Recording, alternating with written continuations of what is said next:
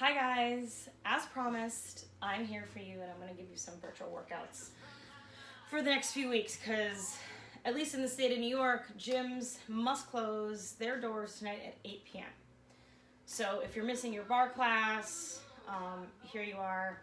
I'm going to help you there. I'll probably throw in some other types of workouts, but we're going to start with bar because that is my love and that is what I love to teach the most. So while I'm home and you're home, I'm going to give you what I love to teach. Things that you need. So no, you don't need a bar. Yes, there is a bar behind me and I do have a bar in my house, but this bar is not built into the wall. It does move. It's a movable bar. I can take it all over the apartment. It works just as well as a high back chair. So this is a stool, but you have a high back chair. You can even use the back of a sofa. And it's not to pull your weight off, because notice it will tip. It's really just to hold balance. So when we're on our toes, I'm gonna move back so you can see me. When we're on our toes, you have something to hold on to. And you know, it'll just help keep that nice alignment of the spine while we add some movement. Please do not use a chair that rolls, because one small move and you might be toppling over. I hope my voice is coming across pretty well. I am waiting for a mic. I'm gonna have a lapel mic, so if it's kind of hard to hear now, by tonight, it's gonna be fine. I will have a mic, we're gonna set it up, and we're gonna be great. So what else do you need other than a chair, a sofa, or a bar, which most people don't have one in their house. So really a chair, a sofa. You do need a yoga mat. So I have hardwood floor, so I'm definitely using a yoga mat. If you are doing this on carpet and you're fine on carpet, you may not want a yoga mat. That's up to you, but a mat, especially if you're on hardwood floors, a yoga mat or any type of exercise mat that you have. Weights. So I only have one set of weights. I only have 3-pound weights. That's what I'm gonna be using. I kind of wish I had maybe a 5 for some biceps or 7s, but know that anywhere from 1 to 7 pounds, and I would strongly suggest you have some lighter ones. We definitely need the lighter ones more than we need the heavier ones for weights, for arm work. Now, if you do not have weights at all, 2 options. One option, those dry goods or canned goods that you've been buying because we're self-quarantining, grab that. Right there. And if you don't have them or you don't want to use them, no weights at all. You can find engagement to the muscle without weight. So I'm going to get a little bit closer so you can see this. So there's a difference between just bicep curls or creating an engagement with that bicep curl. So notice the difference. My left arm, I'm just moving the elbow, right? There's really no engagement there. My right arm, see what I just did there? Look at the difference, right? So you can find engagement from within. That's really what bar is all about, is finding engagement from within. Now we're gonna talk about alignment principles, because that's a very big concept in bar, and that's what we work with. So in my classes, we do a lot of neutral spine.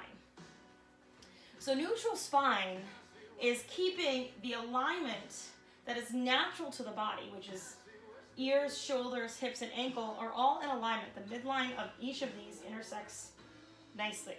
So when we're in bar, you want to keep for about 80 to 90% of the time this neutral position.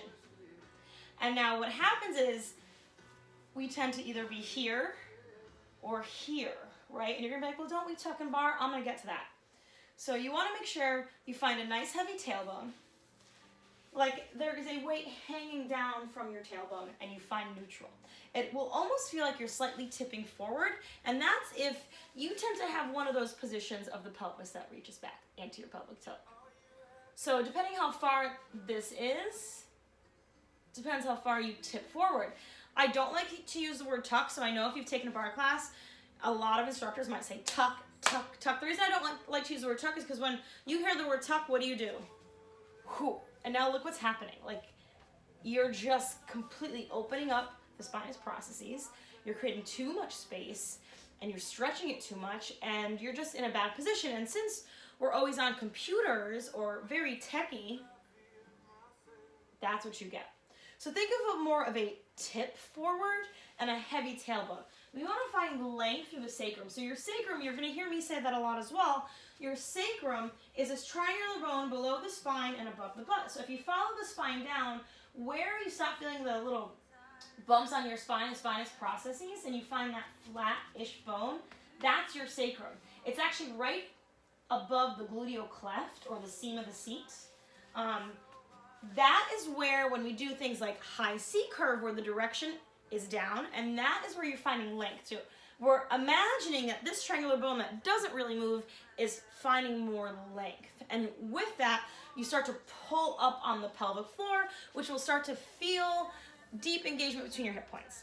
So that's what we're going to talk about when we say tip. So when I say tip hold. Notice it's a small movement. So if I'm in high C curve and I'm telling you to tip, here it is. Tip and hold. Do you see? It's more of a lengthening, and I'm drawing the abdominals up and in. I'm pulling the belly button into the spine, and I'm creating this engagement here as I tip forward.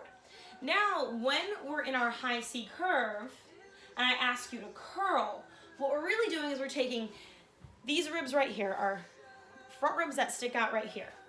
And you're thinking about, not even thinking about, you are doing it, pressing the ribs down and back and curling. So notice, just little curls, little curls. That is the curl. It shouldn't be anything like this. So when I'm asking you to tip hold, curl hold, notice, I'm gonna put my hand behind my back so you can kind of see this.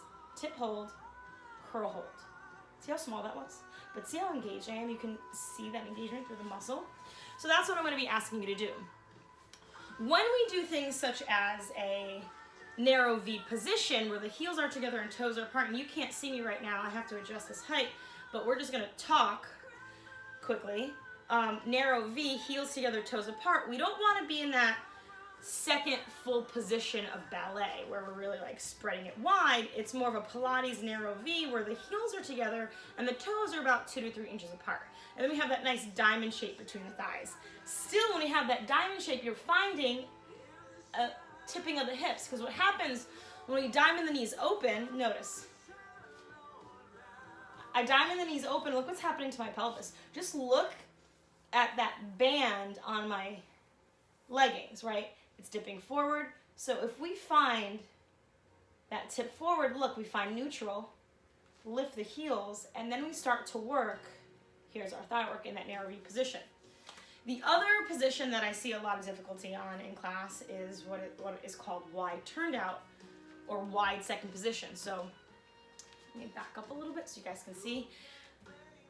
We're bending the knees, and what you are doing, don't worry about the dog, I just don't want to bother him. He won't be, I shouldn't say he won't be in these videos. You might see him walk across, but I will move him. So you want to make sure the knees are pressing back. So what's happening? I'll get a little bit closer. Right? What I see a lot is people bring the knees forward and then they come down, which really will get them into this position. When I want this neutral spine as the thighs are wide, right? And you want to make sure you're not doing this, right? This is not in our neutral spine. We're not arching the back. You tip the hips, you bring the shoulders over hips. Yes, it is going to feel like you're tipping forward or the pelvis is pressing forward because you are. Because you have to counterbalance this wide stance. And your feet are in completely opposite directions. So if this was the heel of my feet and my fingers were my toes are pointing completely in opposite directions while the heels are pointing together, and then I start to get a little bit lower, keeping my shoulders over hips and the abdominals engaged. The third thing, or fourth, depending where I am, what I'm going to tell you, is about engaging of the seat. So when we engage the seat, and let's say I'm asking you to do something called standing parallel, which may have me bring my left leg in a bent position. I'm going to tip my hip slightly forward, and I want to make sure this left knee is slightly behind the right, so you can kind of see my right leg there. But what I'm not going to do is I'm not going to start to pump the leg, Because if you start to pump the leg, I'm gonna get closer so you can see this. This movement is coming from really the hip and hip flexor. We wanna really isolate the glute. So what do? I just squeeze my butt. Did you see that? I'm gonna release it. Squeeze. Hold that squeeze, squeeze again, squeeze again, squeeze again. It might not look like anything is happening there, but look very closely at this leg. I'm just gonna squeeze. You see that slight movement? That's what we're looking for. We're looking to engage right here, and you're holding that engagement, and then you keep squeezing. So those are some things that I see people struggle with during an in-person class that I wanted to start out showing you guys, because this is going to be virtual classes. I will stream some live classes as well. So if you can let me know, whether it's a DM or in the comments here, times that might work for you where we can get a live class going, and I'm able to look and check to see, like, I can kind of look in to the camera and see if you're aligned, if you have your video on, and I can kind of check you. I'm not sure how well that's gonna work because it might be hard for me to see, but fingers crossed that will help. So use this video as reference, and I come to you from my living room because you'll be in your living room. So don't mind all my oils and my messy desk behind me, but this is the times you are in right now, and you just have to smile about it and just help one another. So if you have any questions at all, DM me, comment. I will be around. Like this, I am no longer working at the moment, so this is my work, and I'm glad I can share it with you guys. So if you have any questions, anything, just let me know. I'll see you guys soon. I'll see you in the chats or in the Zooms. All right, take care, guys.